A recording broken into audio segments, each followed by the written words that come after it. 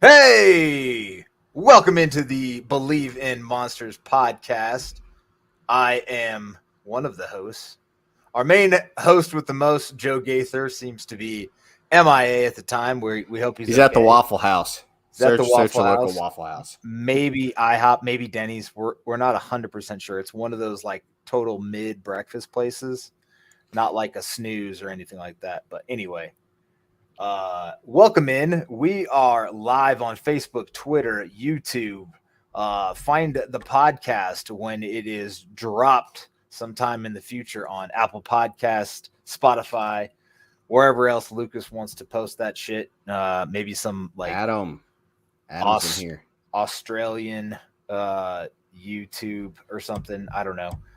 I think Adam used to get some crazy viewers from like Austria on his wrestling podcast. It was weird. So maybe if you listen from another country, drop a comment. We would love to know where you're listening from.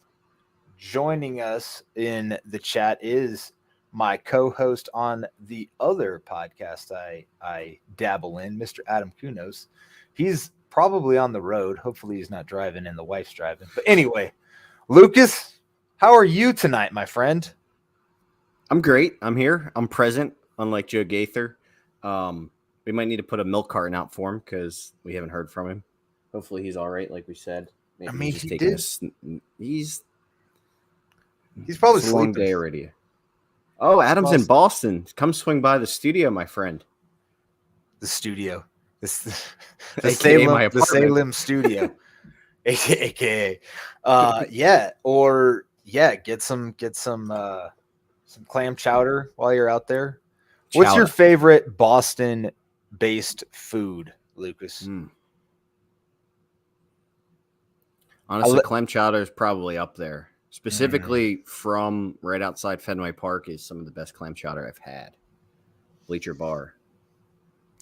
Okay, so there's a bar that we went to the last time I was there. It would have been like October of 17 or 19, something like that. And I can't remember what the name of the bar was. It's not that bar that's in right field, although we did go there.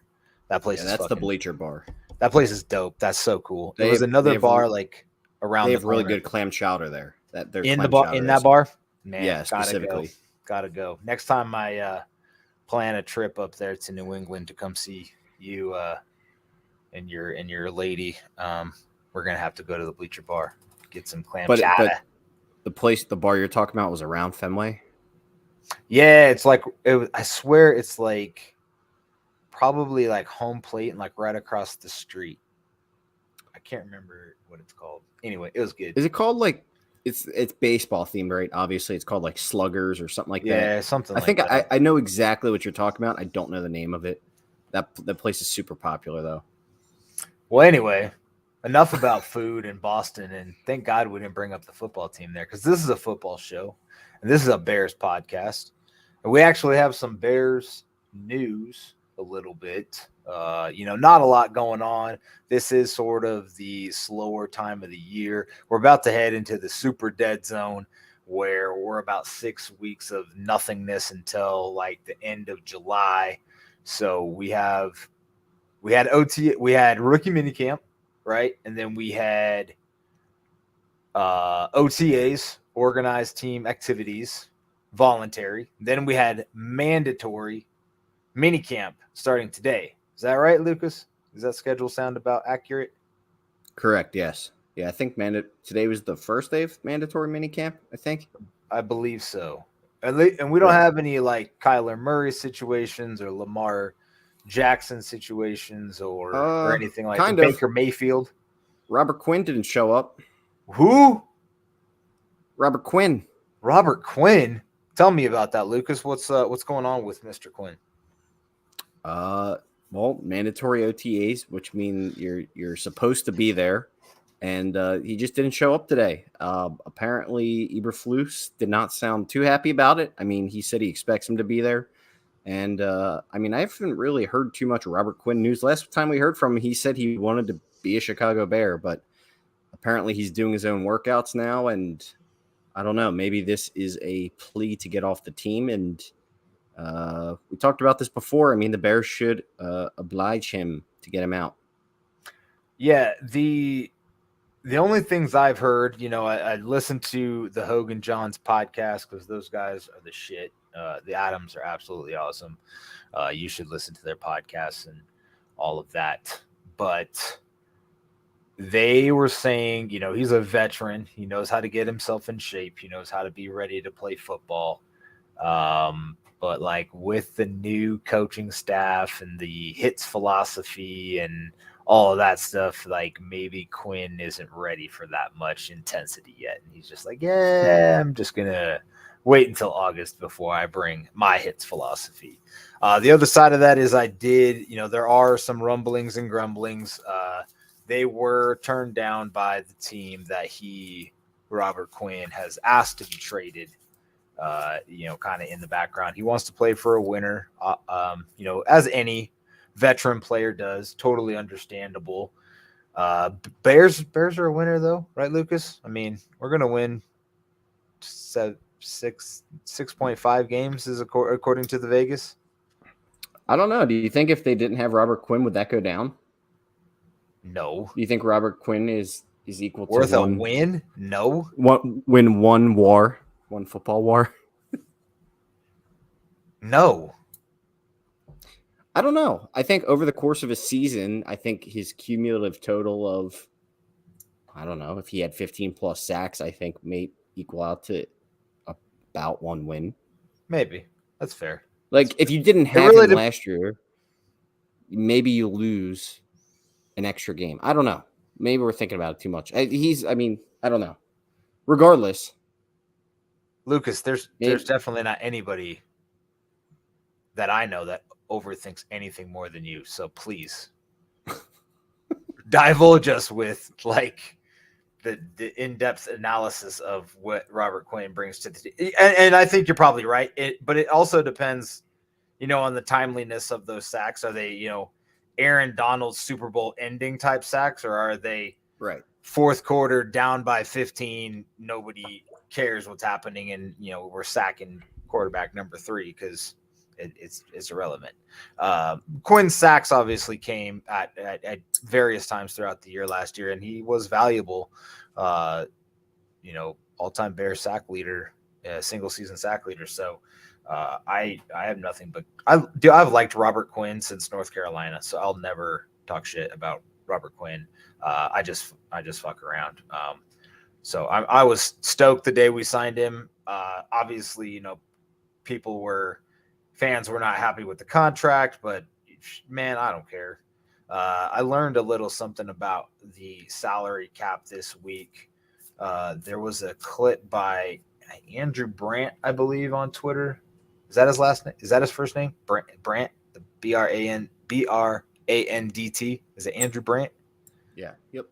Yeah. So he was saying like how teams are avoiding the cap, and it's not like it's not the cap is a myth, but they just give them a bunch of money like up front, like cash, and that circumvents like the cap hit number and spreads out that signing bonus over a long time. So like the Stafford deal is the one that they broke down, and essentially like he makes like $1.5 million a year. He got a $60 million signing bonus, but it was over like 5 years or something like that. So he only makes like 12.5. It's only like a $12.5 million cap hit a year. So it's really nothing, right? So the cap is whatever. So Robert Quinn getting 5 years, $70 million. I don't know if it actually equaled out to that. Plus, Cliff Stein's back in the mix, so that guy knows how to negotiate contracts. But I'm getting off course. We're getting off course. Robert Quinn's not at camp, not at mandatory OTAs. I don't know if it's a big deal or not. I agree with you, Lucas, that they should try to get something for him. What value would you put on Robert Quinn if you were a team looking for a pass rusher? Yeah, I wouldn't necessarily just trade Robert Quinn for the sake of trading Robert Quinn. I'd probably try and get I think a third round pick is probably what I would aim for Quinn. And I think that's fair coming off an 18 plus sack season. He is in his mid 30s, but we've seen guys have an impact on teams who are ready to win like that all the time. So, you're not going to get quite what the Broncos got for Von Miller, but I think a third rounder would be fair from a contending team. So probably like a late third rounder. Robert Quinn seems like a great dude too. I'd like to see him go to a nice spot where he has a chance to win. The first spot I think of is, it'd be cool to see him maybe go to Buffalo or a team like that. But yeah, I think a third rounder is fair. I mean, if a team's just offering you late round picks for him, I'm not doing it. Just see how things go. I kind of thought that he would be traded around the trade deadline this year, and I know players normally don't get dealt like baseball around then, but I think Quinn is definitely kind of on the chopping block here, and just for the sake of the Bears aren't ready to win yet. He's an older piece, and you can get something for him, and then free up more cap next year. Freeing up Quinn's contract, I think, would leave the Bears with the most cap space in the league next year. So, Lucas, you brought up Von Miller, which I think, is probably a somewhat of a decent trade comparison because we don't see a whole lot of defensive ends move around, especially after 30. So, first question is, who do you know who's older, Von Miller or Robert Quinn? I want to say they're almost the same age. Are they in the same year and it's just like months difference, or are they years apart? They're not years apart. Now you're making me question how many months apart they are. But one of them is 33 and the other one is 32. I wanted to say Quinn was like slightly younger by like 8 months or something. So Quinn is the 32-year-old. Vaughn is obviously then the 33-year-old. So my next question is, how many, if pass rushers are judged on sacks, which they are, how many sacks apart do you think they are? Career-wise? Career-wise, yes, overall. Robert Quinn had some really good years on the Rams where I think he might have been close to 20 sacks one year with the Rams, to be honest. He did his best. He had one really good year with the Rams where he had 19, but 19, yeah. He wasn't phenomenal overall with the Rams, which is interesting. These layout pretty interesting. Hasn't that kind of been like the trajectory of his career, where he's had like a really good season and then like a mediocre season, and then like he did last year in Chicago. There was no way I thought he would. 2020 was ugly for him, dude. Yeah, sacks. He had that injury, but I mean, in Dallas, it was kind of the same. It was like he kind of had he had a decent season with them too. Again, I'm getting off course here. How many differences in career sacks? I want to say Von Miller maybe 26 sacks ahead of him. So Vaughn is 14 sacks ahead of him. He's at 115.5, and Quinn is at 101, so 14.5. Quinn's worst year was that 2-sack year, and then he had a 4-sack year, where Vaughn has had a 4.5-sack year and 2 5s, but everything else for Vaughn has been 8 or higher, and most of them are double digits with an 18.5, a 13.5, and a 14 and a 14.5. So it's like looking at the consistency of Von Miller is surprising. Of course, Quinn did have the 19-sack year in LA in 2013, and then the 18.5 last year. So those are his 2 big spikes. And then he has 3 other double digits, and then the rest are kind of meh. So to me, it's just a little bit surprising to see him only that far behind. So I would have said that a third, because would they get for Vaughn? A second or a first? They get a first for him. No, they didn't get a first. They might have got 2 seconds. They got a decent amount for him. I think you would get, like I said, you would get slightly less. So just a third round pick. You trade Quinn and maybe a late round pick swap or something. I think you could probably get that for him. Honestly, if there's a team that wants him now and is going to give you that, pull the trigger before he even has a shot to either get hurt Yeah, yeah. or just not be good or not be invested on a Sit bad out. team. Yeah, Yeah, sit out. whatever. So if you have it, man, just pull the trigger there, Poles. I mean, I'm sure he knows what he's dealing with. Like I said, Eberflus definitely wasn't happy about it. I think the Bears kind of slightly prepared for this by signing Muhammad. Muhammad. Mm-hmm. Yeah. And yeah, we'll see. I mean, I am worried about the Bears D line this year. I know Quinn's an edge rusher, but the Bears D line depth, in my opinion, is just not great. I really What? like their secondary, but Okay. That was going to be my question for you, because we've had some conversations on the roster construction and whatnot, and your concerns uh, seem to be in a lot of position groups, and that's fair. A lot of pundits have the Bears as a bottom 5 roster in the league.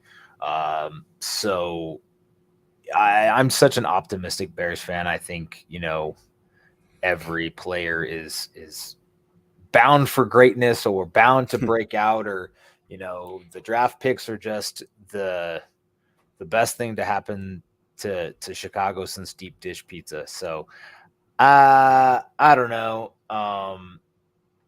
Quinn, I would you take a fourth, just a fourth? yeah, I mean, I would definitely consider it.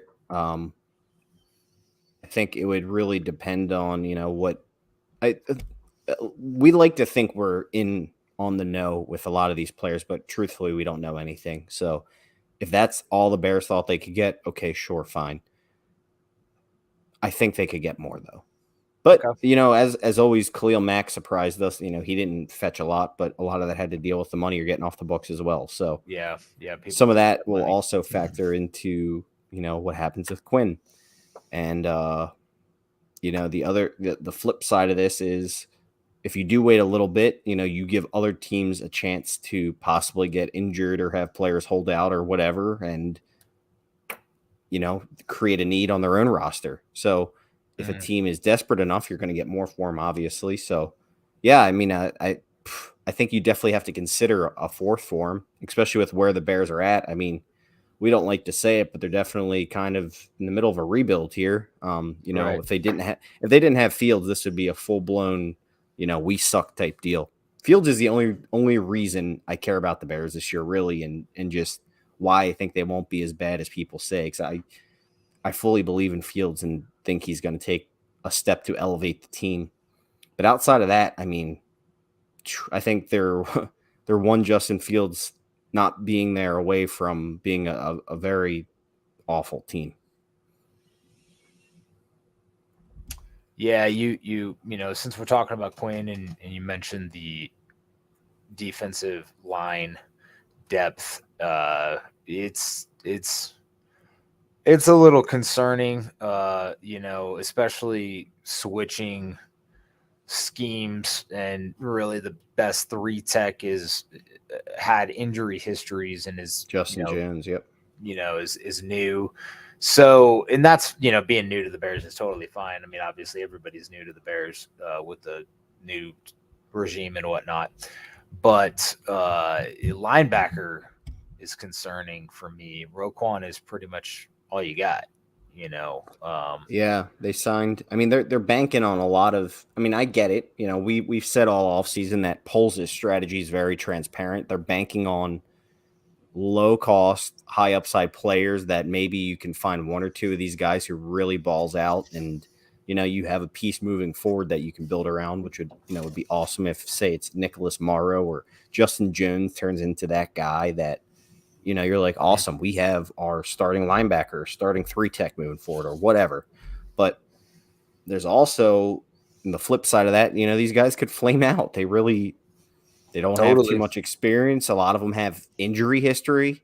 So that's the thing. My thing is a lot of these guys, I mean, Justin Jones, like you mentioned, hurt a lot. Nicholas Morrow, has some injury history. I think the Bears' other D tackle right now is Tonga, who they pretty much drafted him as like an Eddie Goldman kind of replacement. He's like almost like a nose tackle who's going to be playing, in a 4-3 front now. So he's going to probably have to slim down to be more of a penetrating DT. So, that's a wild card. How is he going to play in that new kind of role? So I don't know. Yeah, What's like you the said, linebacker, D line. It's like they still? They still have Blackson on this they team. still I have mean, he's Blackson. They just signed Mike Pennell. Pennell, I oh think is really? how you pronounce it. Yeah, they did. I We missed have him that. before? For Not some reason, that I I thought can we rostered recall. him. For some reason, I could have swore the Bears rostered him. But anyway, yeah, they signed him the other day when Okay, they cut Atachu, and they signed Pennell. makes sense. I didn't think Itachi was. A lot of people were very high on that signing last year. I didn't really get it, but whatever. Right. So The right now their DTs, I'm looking at the depth chart, is Tonga, Justin Jones, LaCale London, Angelo Blackson. They have some guy named Micah Treadway. LaCale London's an interesting piece potentially. Have you ever heard of Micah Treadway? No. What's that dude everybody was in love with last year that played linebacker that they were comparing to Pernell McPhee? He ended up on the practice squad, but he The was dude, the really tall, skinny dude. no. Anyway, it doesn't matter. But yeah, so Robert Quinn, I think, just and this is going to be a theme that we don't really know what this regime is doing yet, but the only thing we can really base it off of is what they did in free agency, which again, we have no clue if this is going to be a typical free agent strategy because they had no money, they had no Right. no kind of flexibility, I guess is what I'm looking for. So the draft is really all we had to go off of, and they made it apparent that they wanted to take a shotgun approach. So I could see them trading Quinn for multiple later picks as opposed to like a third. Like maybe if somebody were to offer a 4th and 6th or a 4th and Fifth. 7th, fourth and fifth, I think is a no brainer. Even potentially over a third. Because you got a lot of guys that fall out of that third round range into the fourth. Third through fifth can almost be the same guy. Third can also be a second, type talent. So I think if they are going to trade Robert Quinn, hopefully, they get good value for him. But kind of speaking, you brought up Eberflus and polls a little while ago. The news out of Chicago was that the Bears got penalized by the league for being too rough and too tough. And I guess the kind of the whole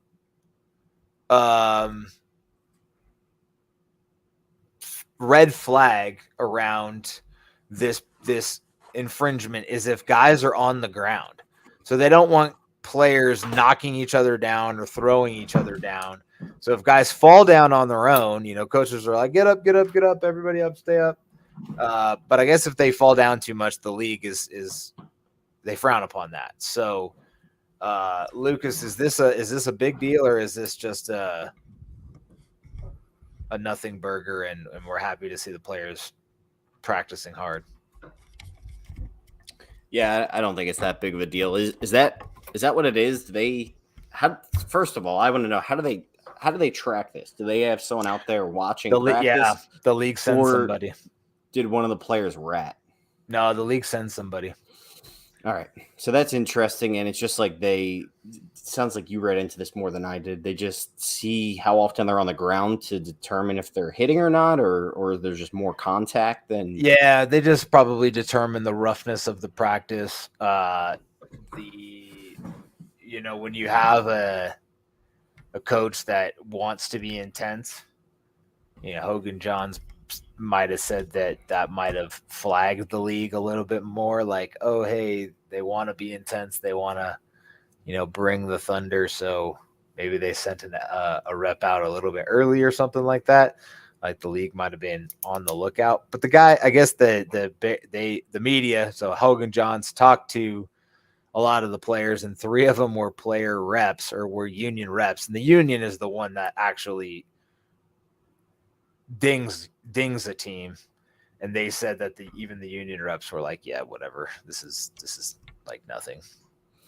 Yeah, so to me, it's not really a big deal. Honestly, I really like, I think we've all been kind of appreciative of Eberflus's more old fashioned style of coaching, where he is old fashioned in the intensity he wants, but he's not like against analytics or any of that kind of stuff. He's not like an old timer, like, oh yeah, we're gonna knock each other's brains out until you get a concussion. Like, he's obviously going to be smart about it, but I think the intensity, that he's bringing he's trying to set a culture.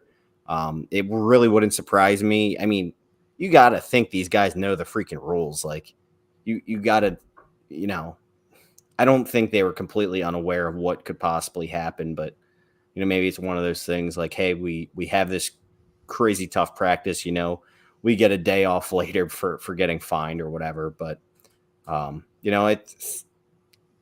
it's a message setting kind of practice. You start off on that kind of foot with that kind of intensity, and the players, know what they're in for. It's like who's in and who's all in on this team and who's not. So, I most appreciate it in a weird way. To me, it's not really a big deal at all, though.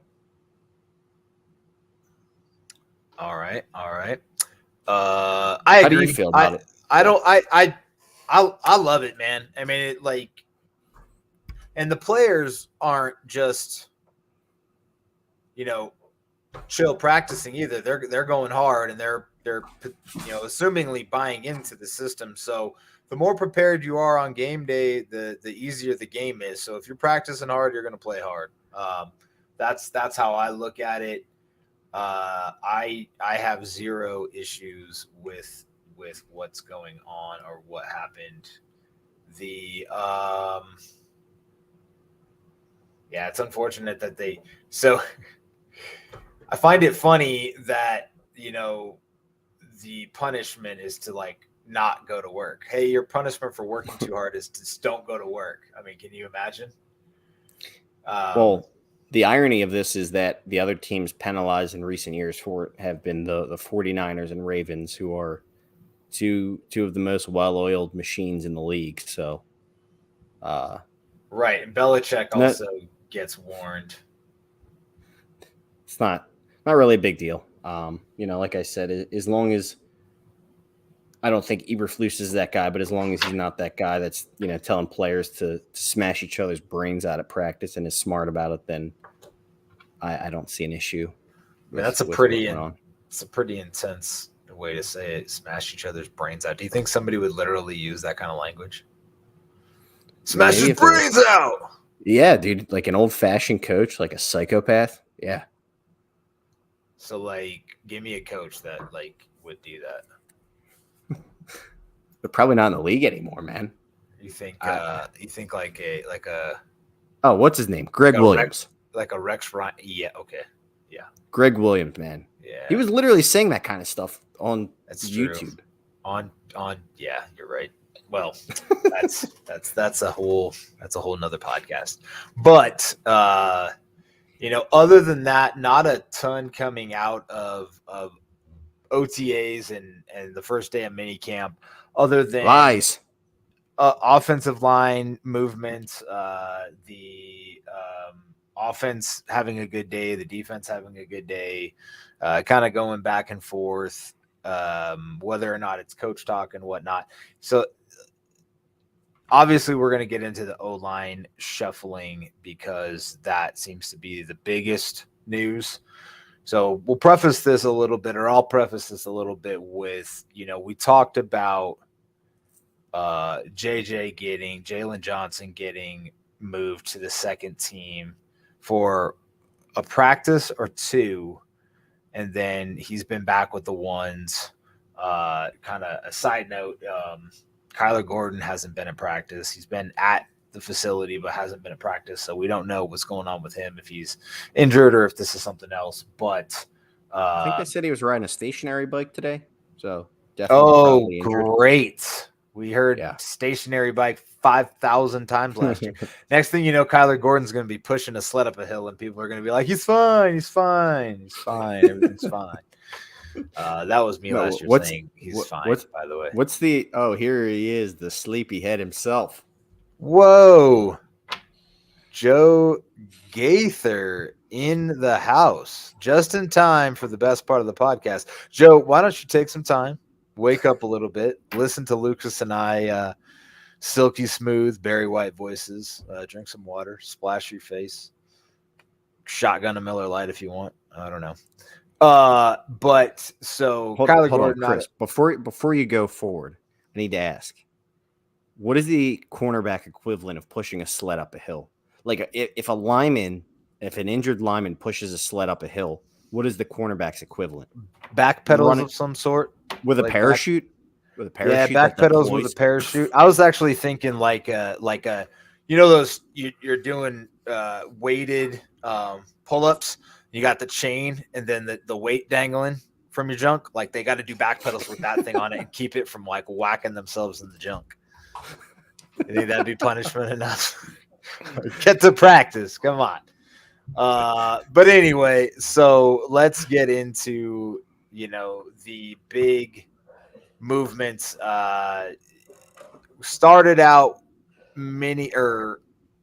voluntary OTAs with Tevin Jenkins at right tackle, Larry Borum at left tackle.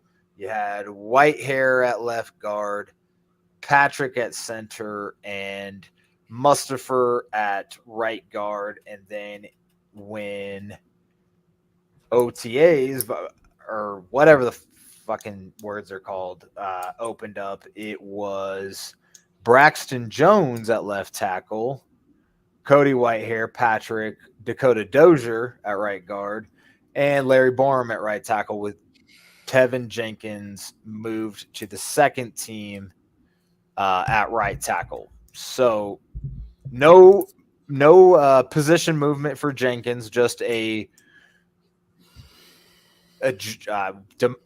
guess for the only other word, I guess the word is demotion, but like I without like starters set, I don't know how you can call it a demotion when there's no jobs being given out yet. We can't say, hey, you're demoted. Fucking Simeon's had some nice throws. So we, calling him QB1. Are we having a quarterback controversy? I mean, no.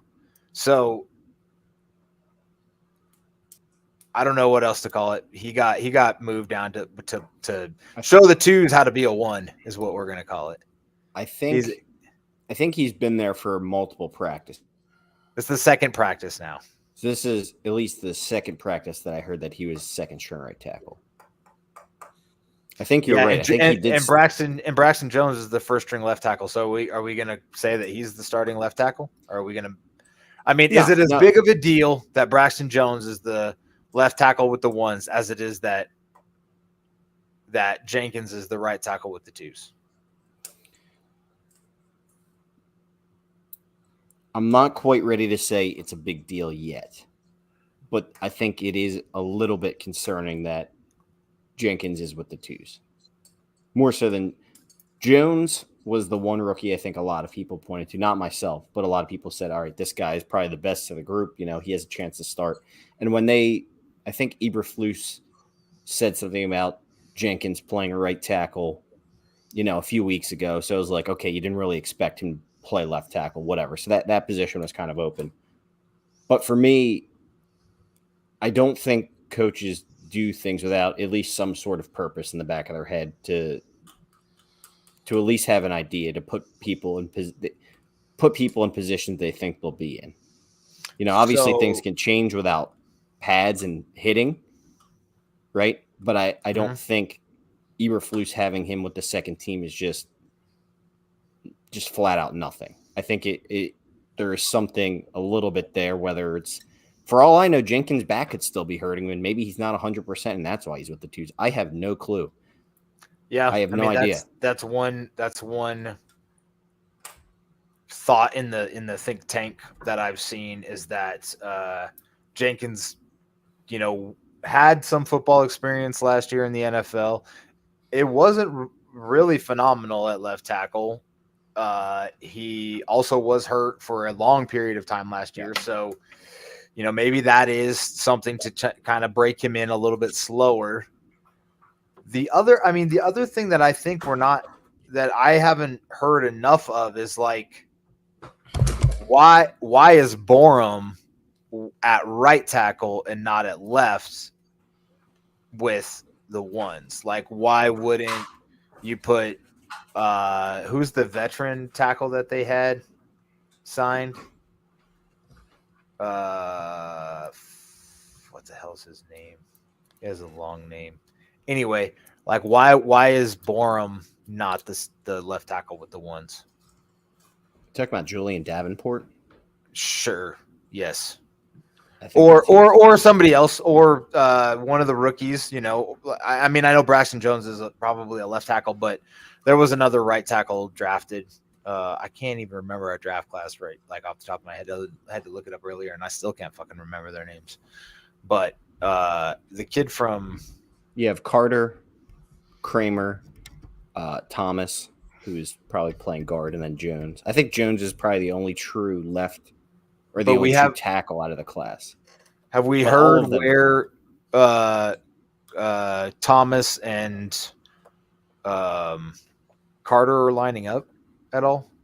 There hasn't been much talk of it. The only talk I've seen was that Jones was at left tackle, and Jenkins has been relegated to the second team. That's kind of the only info I've seen. So I think we're taking what Eberflus said, right? And he said that we want to see a lot of different combinations. It's the halfway point of the total of like 12 practices that they have over voluntary and mandatory camp, mini camp, whatever you want to call this session. I mean, it has a name. I'm just stupid. But they have 12 practices total. This is the halfway point. So they shuffled it and wanted to make a change. Mandatory minicamp. Thank you, Joseph. Like, I think we're too ingrained in Matt Nagy's fucking bullshit talk. And we can't just take Eberflus at his word that he literally is just trying to figure out the best 5 combination.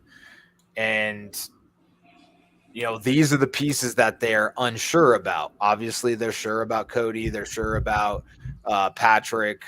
Right guard has been moved multiple times. They still haven't given Thomas a shot at right guard with the ones or anything like that, which a lot of people thought would be the thing. They haven't given Kramer a shot at the center position and moved Patrick over to right guard, which people thought could be a thing.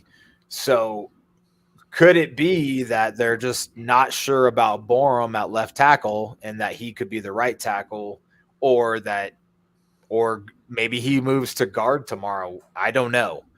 Maybe they're just sure that Jenkins is definitely a right tackle, but we need to move other people into that spot, get them more reps. So Borum's going to get the most amount of reps with the ones at right tackle and see if that's his best natural position rather than left. I don't know. And maybe it is a thing. Maybe Jenkins is a giant fucking wasted pick and it's just not working, but that sucks. Yeah. So just to note what you just said there, Dakota Dozier, who the Bears signed, was carted off today at practice. He's been getting a lot of reps at right guard from what we've seen. And what's a lot?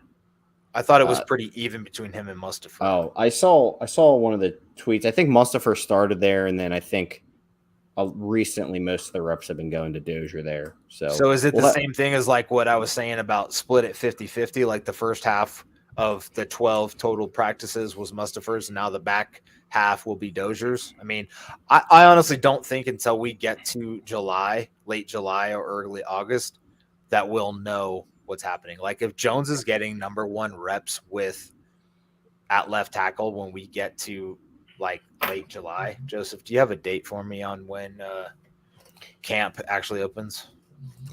I think the Bears get a jump on it maybe because they have a new coach. I thought that was only rookie maybe camp. Maybe. Yeah, I'm not sure. Well, while Joe's looking that up, my point about it is, not necessarily full blown, saying, oh, Jenkins is done, he's a bust, whatever. It's just you try and put guys where you think they're going to be. So, like, he, for example, Cody Whitehair is playing left guard. He's staying at left guard with the first team because he's starting there. To me, it's at least a little concerning that you still don't know about Jenkins, and you're kind of depending on him to take a big step forward this year to solidify this line. Otherwise you're going to be relying on rookies or, guys that we've never heard of to kind of step in and fill that role. So for me, it's, Jenkins and Bourne are two guys last year who got some reps, starting. And to me, the Bears offseason or lack of moves with the offensive line and free agency kind of made people think, yeah, these guys could potentially start and be decent there. So I think the fact that, only one of them is getting reps with the first team to me is at least a little bit of, okay, what's going on here? Even, we can say, maybe they really like Jenkins at right tackle, but he really hasn't gotten a lot of reps there last year, or you even think this year. You want to get as many reps as possible. So to me, that's just kind of where I'm coming from.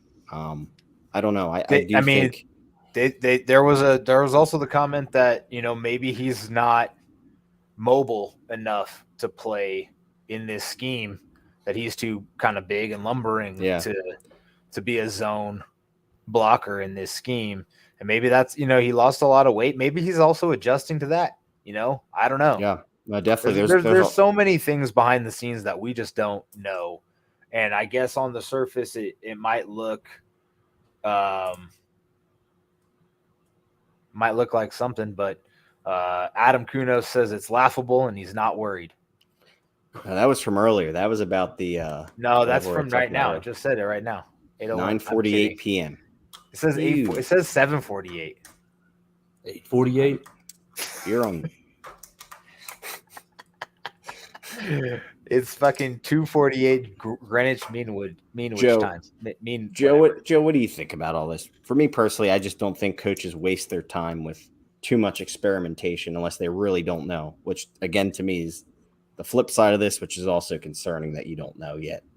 How could you know? This is their 12th fucking practice with these guys, regardless of any position.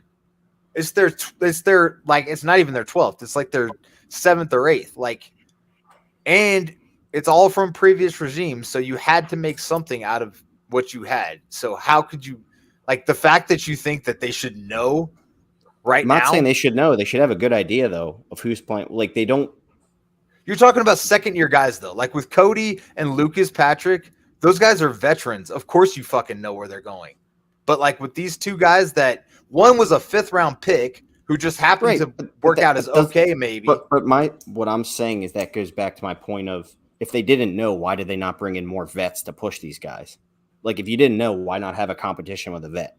The fact that they didn't bring a vet made me think, okay, they're relying on these guys to be starters. But the fact that they don't know that they're starters yet is like, okay, maybe they fucked up. That's a lot. That's a big reach for me, but whatever. Well, I think that the truth lies somewhere probably in between you guys.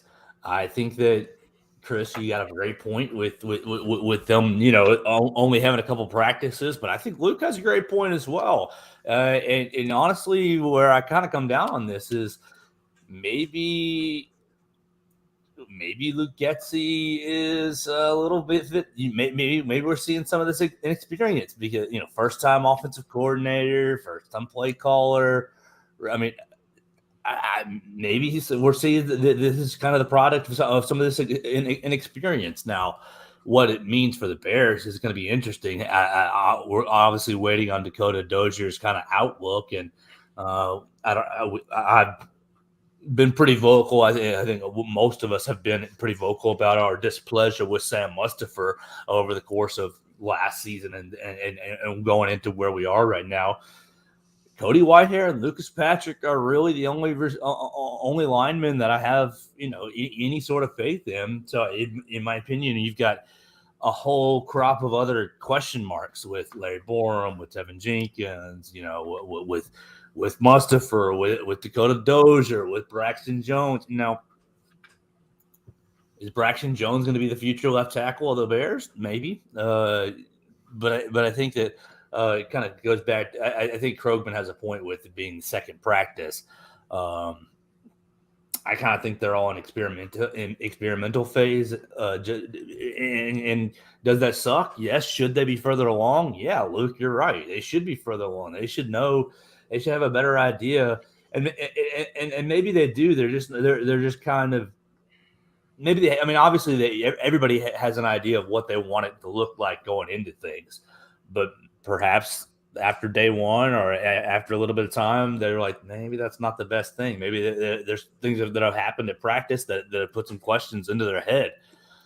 I think you're seeing some of the inexperience in the coaching staff there, but I also think you have to look at this as the downside of some of the NFL practice rules over the last 4, 5, 6 years. These guys are not hitting; they're out there in basically shorts a lot of the times. The contact is minimal, so I don't know. I think that you both make great points, but where I kind of come down on this is I think that maybe this speaks to Luke Getsy's inexperience being first time where he's running the entire show as an offense or as an offensive coach.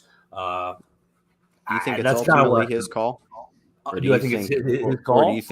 Or do you think Eberflus, or do you think Poles? Poles is saying, "Hey, we like these guys. Try this combination." Or do you think he's letting Eberflus take it over, or Eberflus is letting Getsy do it? Or does Chris Morgan have a fucking say in this? Right, or Chris Morgan? Like we don't know. I'm just curious. I don't know. Do you think Poles has a say in this at all? It better be a scary word called collaboration. Yeah. What Chris said exactly. I think that look, if you don't let your coaches do their job, I understand that Poles and Cunningham are both offensive line talent evaluators.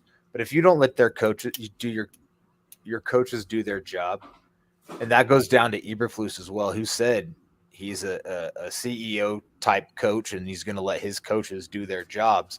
So that means that Getsy is the de facto CEO of the offense. So that makes Morgan and all other position coaches, responsible for their position groups, and Getsy should be responsible for the overall offensive plan. So if he's saying like, hey, this player type, whether it be Jones or Cody or Dakota Dozier or whatever, doesn't fit what I want to do on 75% of my plays, then you have to look for something that works. And maybe it's not Jenkins, but man, have we not seen enough of the guy in actual fucking reps to like say that, in my opinion. But no, who knows? No.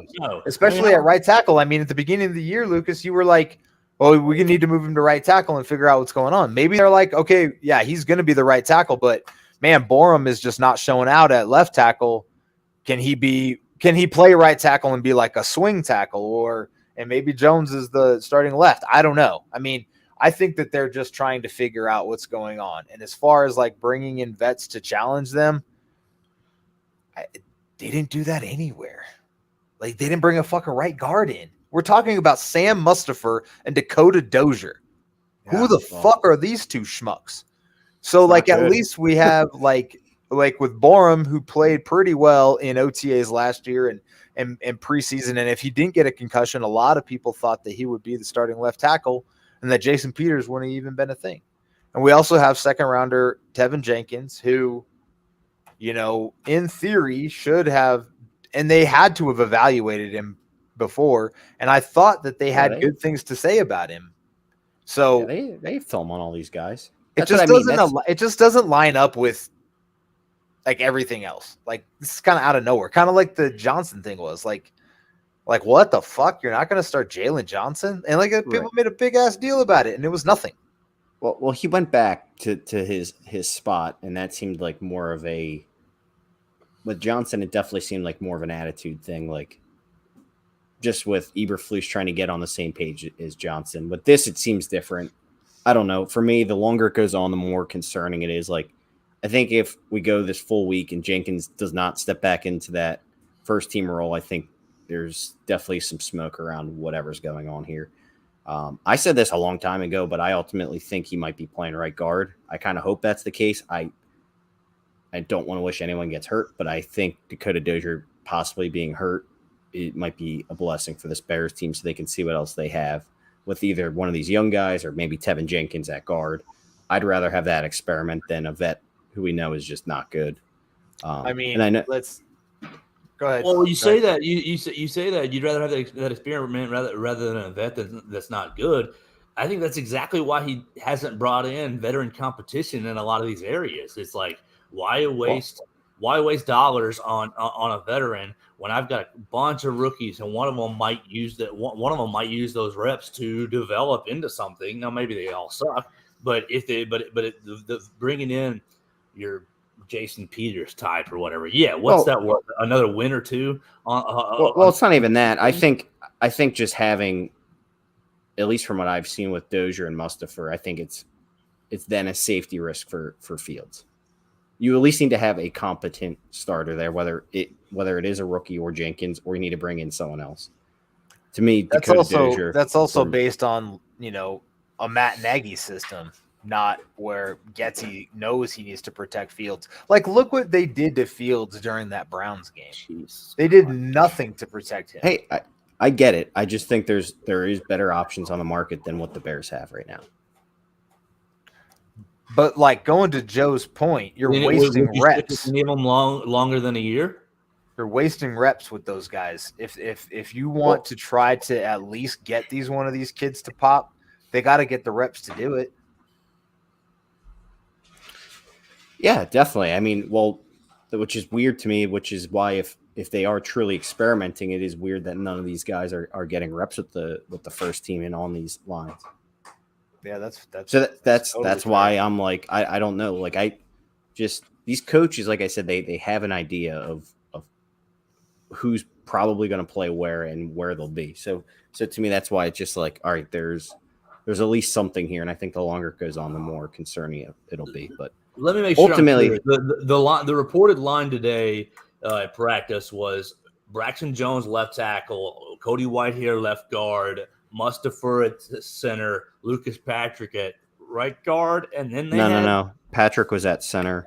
Right guard was Dozier, who got carted off. Yes. Bourne was at right tackle. Bourne at right tackle. Okay, so right. And it's been like that for a couple practices. Didn't have a starting role at the current moment. If today's to be judged, I believe he came in after Dozier got hurt. Sure. Okay. All right. I'm following here. I just I don't know. Yes, you have limited practices now with the way the NFL sets things up. That's another downside of things. So you really have to make every rep count. But I kind of think that it also makes it really tough to evaluate because they're not going, major contact. There's a lot of things conceptually speaking. I don't know. I'm not quite worried. But don't you think there's enough film on guys like Dakota Dozier and Mustafa to know like they are what they are, and maybe you would want, like, if it was truly an experimental line, what do you want to see? Maybe if Jenkins could play guard, or Bourne could play guard, or a rookie could play guard over one of these guys. I agree. You have plenty of NFL film on. It was just they just haven't been good in the league. So that's where I'm coming from. So it's like, if you're experimenting, why do we still have Dakota Dozier at right guard? What are the chances that in order to make the offense semi-viable for Justin Fields at the moment in practice, you've got these veterans who are, okay, these guys can understand the concepts and pick them up and probably execute at a decent level, at least at a practice level. Maybe your Tevin Jenkins, maybe your Braxton Jones, maybe some of these guys honestly are still learning the Getsy system. I don't know. I'm just trying to throw that out. No, I mean, I think there's endless possibilities, and really, as we alluded to, we really won't know anything until camp. I think if they're rolling into camp with this line, then it's like, okay, there's something up.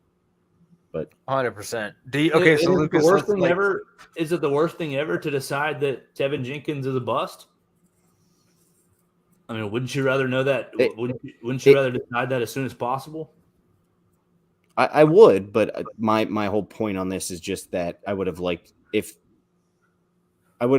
to see them do something else if that's the case. If they have the inclination that that's the case, that I feel like something else should be done. And if the goal is contending this year for a playoff spot, I mean, I just think it all kind of depends on what polls and Eberflus kind of see as attainable this year. how long term are they? Because I definitely get the feeling that the organization and management is kind of playing a long game here. But like, how long a game are they trying to play? Probably to compete next year, if I had to guess. But with I don't know. Like we said, there's a lot of factors. With the easier schedule, with the way Eberflus is going to coach the team, maybe the Bears can possibly sneak into an expanded playoff race or whatever. But it's probably unlikely. But Chris, what were you going to say there? I was just gonna say, if it is a demotion, and Tevin Jenkins never sees the ones again the rest of June or whatever, can he get that spot back when they get the pads on in July? In your opinion? Yeah, definitely. I don't think he's relegated right now. Like he's in the doghouse or whatever. Like, I'm reading Twitter comments and people saying he's stinking it up because they're there watching these practices and they know what's going on. But I need to mute a certain friend of ours on our Bears account because I don't want to see his comments anymore. But so that's my question. Like some people think like, oh well, maybe Jenkins just needs the pads on to kind of show what he can do. And like I said, maybe they're good with Jenkins and they want to see what Borum can do.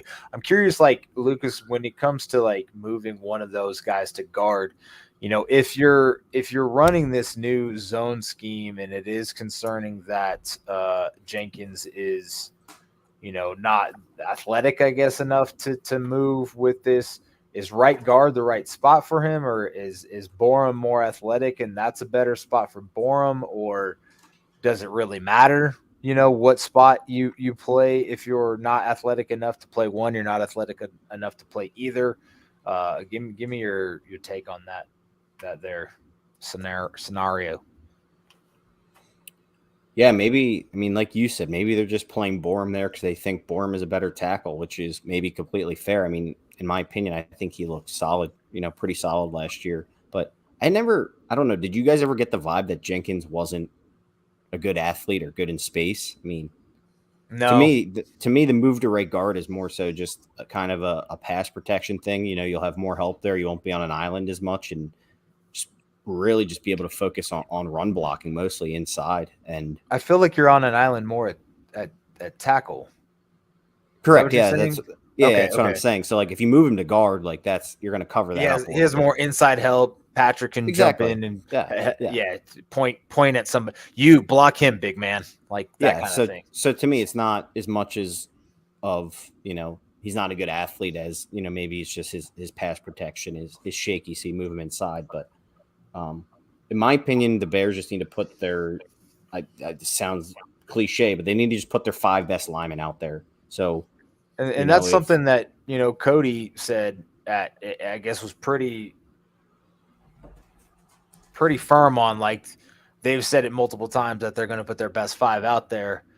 So I guess I don't know the process it takes to find your best 5. Yeah. And if you think that Jenkins is one of those best 5s and it's only June 14th, do you give Borum more opportunities with the ones to prove that he is also one of those best 5, or do you give Braxton Jones that opportunity? But on the flip side of that, why are Cody and Patrick part of the first 5 if you already know that those are the guys and not giving anybody else those extra reps? I don't know. It's a weird. Well, that's what I'm saying. It's like, to me, it's almost. I've said it before, but coaches generally have an idea of where these guys will be. So it's like if you pencil in Patrick and Whitehair there, they're going to be on that first team line. So you're putting guys out there who you think could potentially or have a good shot to be on that first team line out there. And to me, that's where the biggest concern is. And, it's not on the coaching staff for doing this. To me, it's more so what's up with Jenkins. Is it the new system? Is he still injured? What is it? But back to the point of playing your best 5 linemen, if Jenkins is a better lineman than Dozier, don't play Dozier at right guard just because he's a right guard and Jenkins is a tackle. Make the switch and make Jenkins into a guard. So you have, whatever. You have better, better linemen out there. Ultimately, though, like you said, I think camp will be the ultimate deciding factor with a lot of these guys when they're going up, versus Robert Quinn and Travis Gibson and all them guys and blitzing Roquan Smith. We'll really see, the kind of men from the boys separated. And, the fact that Eberflus is a, kind of a defensive coach, I think he'll be able to fire up a lot of pressure on the Bears offense and throw some challenges at these linemen to help separate the men from the boys. How much of this do you think are we just overreacting to second day of mandatory minicamp? All of it. I mean, that's what fans do, and that's appropriate. It's not out of bounds. I'm trying not to overreact, but I also think that a lot of times, we get too caught up in. Sometimes I think we don't evaluate coach speak enough, or we'll just brush it off as an afterthought. And I think that's the issue here. Is what I'm saying is, it's not the end of the world, but in my opinion, it's more than just nothing. They're just experimenting. I think there's definitely something there, but it's not set in stone. It's not this isn't the line on day one. So you're already at the level of where there's smoke, there's fire. I think there's something up, definitely. Something up as far as a problem with the line, or no, that's what I mean. I think it's a Jenkins issue. I don't know what it is. Here's something that happened where we have not heard a single fucking thing since then. The whole Roquan situation. What the fuck? Like, I haven't heard shit. That makes me think it was just internet rumors at this 3 weeks ago. I'm not going to speculate on anything. There was a lot more goddamn smoke with that. A lot more. Hell, my God, they had video with the dude. Yeah. That's what makes it me think. Where's the video of Tevin Jenkins sucking ass? That's what I want to see. Eberflus has it. Eberflus has it hidden. We got to get Johns out there with a video camera for all the fans. Doesn't you say it sometimes? Go out there, have him stick a camera on his hat or something. Before you say it's not good there. You say it's got enough going on right now. He's got to be a teacher in the fall and potential. I didn't ever hear about that other job he was working on, so I guess that didn't work out. But anyway, that would have been our best shot. So, Joe, you weren't around for the first part of the show. Sorry. We talked about. I'm not dragging. I just want to get your opinion on something. What is your Robert Quinn not being there? Well, we're going to skip past any of your opinion on that. The question is if they do want to trade him, if he does want to be traded, if that's what's going on with him not being there, what's your value on Robert Quinn? If you're the Bears, what's your value on Robert Quinn if you're seeking a defensive end? Whatever anybody will sell you. I don't care at this point. I mean, I saw coming off of an 18.5 sack season, you're taking like a seventh rounder. I mean, you do, but if he's okay, what is he giving you not being there? Like, obviously he's gonna be there for the season. He's not gonna sacrifice game checks like that. So the little holdout I think is overblown, I guess, because technically he isn't a holdout, not going to mandatory mini camp, but he's gonna be there for the game for games if you decide to hold on to him. What kind of value? I mean, if you can get a third round pick out of him, you take it. And obviously, you try to leverage the teams who are interested, leverage the teams who are contenders, leverage the teams who need pass rushing as a contender, because that's, in my opinion, that's probably what he's wanting to go to, a contender where he can be on a team where he's going to feel like, oh, we got a chance to win something real. The Bears don't. I mean, I love them, and I got my glasses on, but the Bears don't have a chance to win something real this year. We had our friend, we had a couple of our friends on last week, 2 weeks ago, saying that he picked the Bears to be the division champs, and that's all well and good. And I know a couple of weeks ago I was playing the 17-0 game, but that's not really realistic at all. You let Robert Quinn go for a second. You let Robert go for. I've seen people say, "Oh, you trade, Robert Quinn and a sixth round pick in exchange for a DK Metcalf or a Terry McLaurin or something like that." Boom. All right. Give us your trade offer for Robert Quinn. What is the lowest minimum trade you're accepting for him? And then we got to bounce into that topic before we sign out. Okay. 4th round pick is the lowest. That's what Chris and I said we would take. Chris said, if you had the option, we were talking about this. If you had the option, you could get just a flat out 3rd round pick, or you could get a 4th and a 6th. Which one of those offers would you take? I'm taking the 3rd. I'm taking the 3rd flat out. All right. Yeah. Krogman, I think, went with the 2 day 3 picks. I said that that's what I could see them doing because they went with like the shotgun approach. Right. And I would be fine with that. I mean, I would be fine with either of those. If you could get a 4th and a 6th or just a flat out 3rd, I'd be cool with that. But speaking of holdouts, let's dive into what Joe just said here. We have some contract disputes. DK Metcalf is looking for a new deal. He is out in Seattle. I don't know if he's holding out, but he wants a mega contract. And the Seahawks got rid of his best friend. They got rid of Russ, and their new quarterback is who do they have? Geno Smith and Drew Lock. He's trying to catch in before he has to play with Drew Lock and tank his value. Well, the thing about Metcalf, in my opinion, is I think he is slightly overrated. I think he is definitely a specific type of wide receiver, and I think Russell Wilson was the perfect quarterback for him. So I do think Metcalf specifically has to go to a very specific type of offense. And I think he would fit the Bears perfectly just because I think Justin Fields has a lot of those, Wilson-like qualities with his deep ball. On the other hand, you got Terry McLaurin, who wants a mega deal in Washington, and I think he is in a holdout. I think Metcalf or McLaurin is probably the better overall wide receiver. He is an expert route runner and, he all around really good receiver. Do you guys think it's realistic for the Bears to trade for either of these targets? No. These holdout targets and pay them big time? Absolutely not. Yeah, I don't think it's realistic either. I think it'd be cool, but we're not playing Madden, so I think like they could figure out the cap money thing because they're gonna have a shit ton of cap, like you said. Oh, they absolutely could figure out the money. But what are you gonna give away for them? And like with polls wanting to build through the draft and showing last year, although it took a while to get all those extra picks, he really did value a lot of picks and went from when he started out with like 6 and went to 11 before the whole thing was over. So I don't see them trading picks. They don't have players. Like neither of those teams, the tradable piece is Quinn, and neither one of them teams is taking Quinn.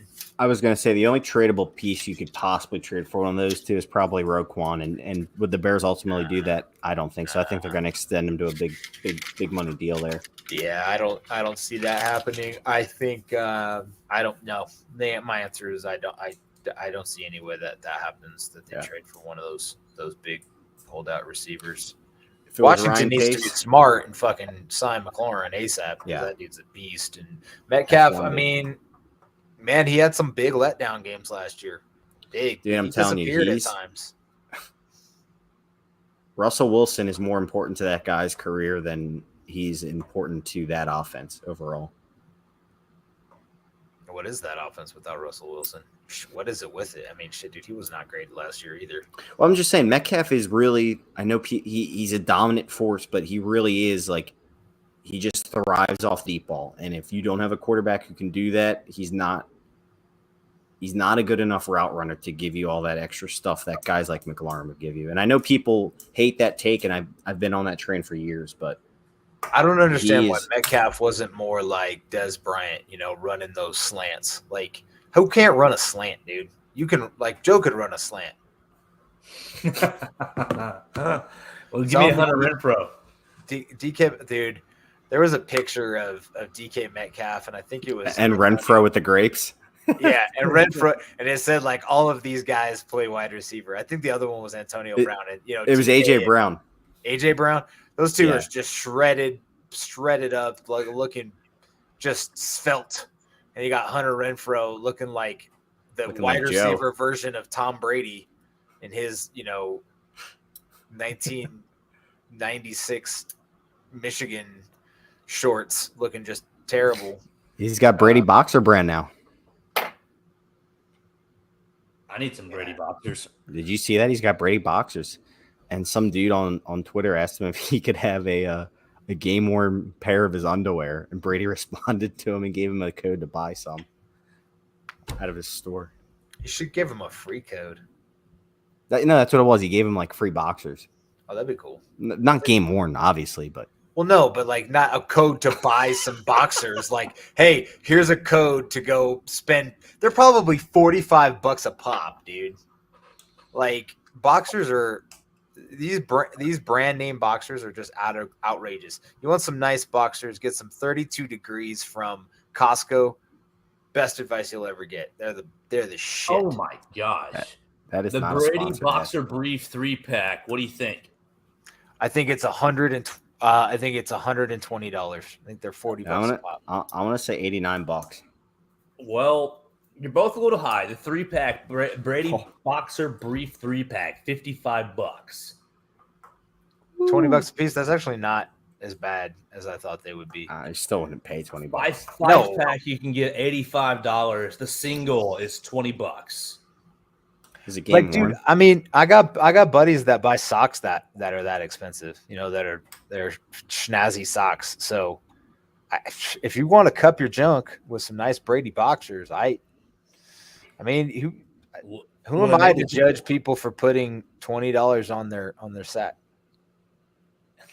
If to make me perform like Tom Brady in and out of the bedroom, I think I'm game.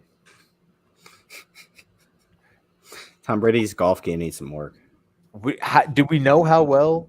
Has Giselle told us how well Tom performs in the bedroom? Or are we just assuming because he's an athlete? Based on his romantic partners, I think he's performing fairly well. But that is an assumption. That's an assumption. I don't. Yeah. Ooh, does that mean like Aaron Rodgers is trash based on his? I mean, I don't really think that. What's her name? Shea Woodley. I don't know. He's with a witch now. He's dating a Wiccan now. Yeah, I saw that. She said her name is Blue Earth or some shit like that. And she's got like this hot witch vibe, but it's still like witch. Like she's still got a lot. She's got the heavy. I mean, after you came out that hard against the vaccine and whatnot, and we're giving people like homeopathic medical advice, you have to date a Wiccan. I mean, come on. I thought that was a male witch. It's a witch. She's a witch. Outside of Olivia Munn, I don't really think that a lot of his romantic partners have been like knocked down, drag out. Oh my gosh, Well, so what's Brady's obviously has Giselle. This conversation's full blown. We're going there. Lucas is giggling it off over there, but we're an hour and 15 minutes into this, and this is how we're going to close the show. So can't wait. But so Brady. Was Bridget Moynihan was his other big Danica Patrick. That was Rodgers. Bridget Moynihan, yes. Oh, you're talking about Brady right now. Brady and linked to Tara Reid. Whoa, this is from page 6, so like take that for what it is. Well, I mean, it's probably right. Page 6 is accurate. I mean, it's no TMZ, but All right, Lucas. Joe, any other Bear-related news that you gentlemen would like to talk about? Did y'all touch on Justin Fields smacking home runs and then Wrigley Park? No. Let's talk about the baseball podcast. It was cool. That's tomorrow. There was a tornado. Cole Kmet shot an 86. Is that what you were gonna say? No, I was gonna say Cole Kmet won the home run derby, but what did he do? He shot an 86 at like the like super nice course near Palace. So he's the ultimate athlete. He's a baseball, football, golf triathlete. Bear down. Cole Kmet. You guys like my All-Star. I love it. Cole Kmet, Notre Dame, All-Star. Go Irish. Bear down. Joe, sing. Bear down, Chicago Bears. Make every play clear the way to victory. Bear down, Chicago Bears. Put up a fight with the might so fearlessly. We'll never forget the way you thrilled the nation with your T formation. Bear down, Chicago Bears. And don't forget why you're wearing the crown. You're the pride and joy of Illinois. Chicago Bears. Bear down.